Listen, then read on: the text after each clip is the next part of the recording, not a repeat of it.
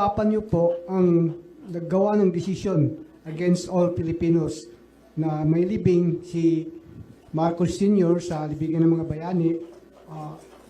Ano na po ang nangyari ngayon? Nakalimutan na po ba ng nakaupo ngayon? Maraming salamat po. Hindi ko alam. Pero isang beses sinabihan ko talaga si Senator Amy.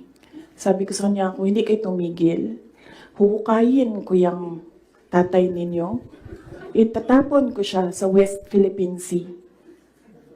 Sinabihan ko si Senator Amy.